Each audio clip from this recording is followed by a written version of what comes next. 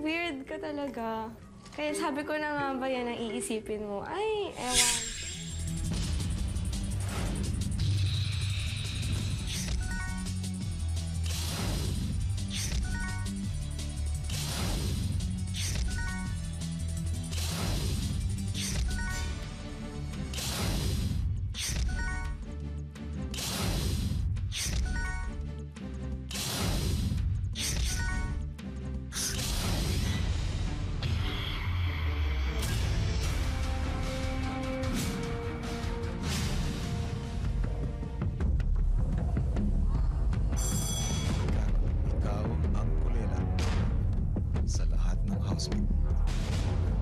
Dahil nangulelat sa head of household game, inatasan si Carol na markahan sa noo ang housemate na binibigyan niya ng 3 puntos sa nominasyon.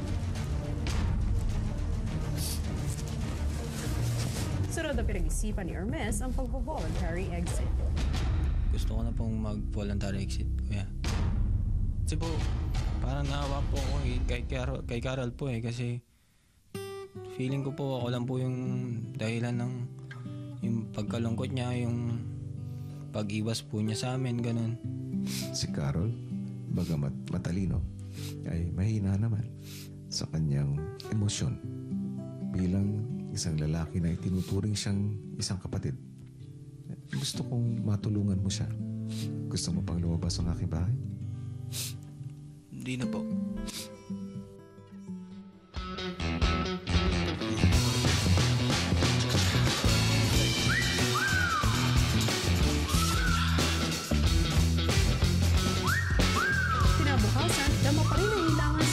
Ni na Carol at Hermes. Mapula mata mo eh. Mainit ka.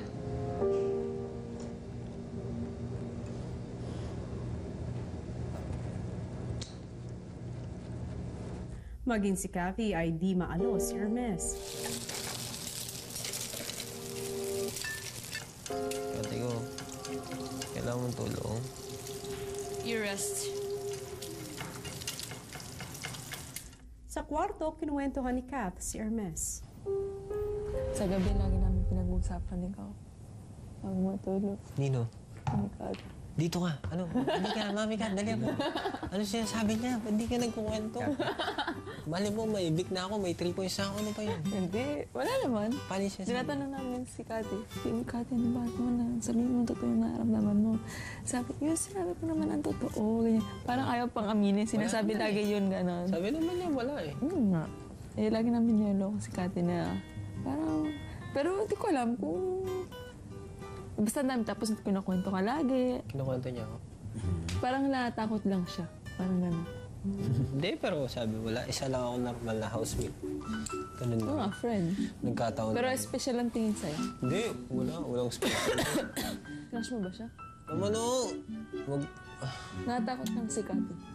Mukha ba akong malito? Sabi mo, gusto mo magpakwento. Hindi na, ayoko na. Tama na yun. Okay na yun. Wala. Pagsapit ng gabi, nilapitan na ni Hermes si Carol. Ano? Galit ka ba sa akin? Bakit? Parang umiiwas ka sa akin. Hindi ako umiiwas. Over ka talaga. Ito na naman. Nag-iisip na kung ano-ano. Kung umiiwas ba ako, kakausapin ba kita? Oo, wala. Weird ka talaga. Kaya sabi ko na nga ba yan ang iisipin mo? Ay, ewan. Tingin mo ba, iiyak ako ng gano'n kapag galit ako sa'yo? Ay, ano? Hindi. Ba't ka umiyak? Bakit ko sasabihin? Hindi nga pwede sabihin. Eto na naman po kami. Basta tandaan mo, Carol, hindi ako galit sa'yo dahil tinatakan mo ako. Hindi. Eh, bakit tinatanong mo Gusto sa ko akin lang kung i-share. galit Gusto ko lang ako? i-share sa'yo. Baka iniisip mo galit ako sa'yo, ano. Ha? I trust you naman. Naniniwala ka sa akin, di ba? Of course. Matapos kausapin si Carol, si Kathy naman ang kinausap ni Hermes. Malungkot ka pa rin ba?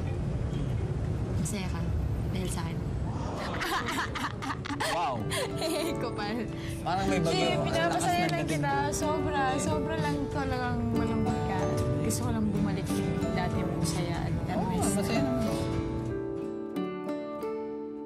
When you decided sa'yo lalabas ka, wala ka bang iniisip man lang na kahit for some reason na pwedeng reason to stay. Tanong kita. meron. Ano? Basta, secret. Ano, wag kang sa... Sinabi mo sa akin kagabi, di ba?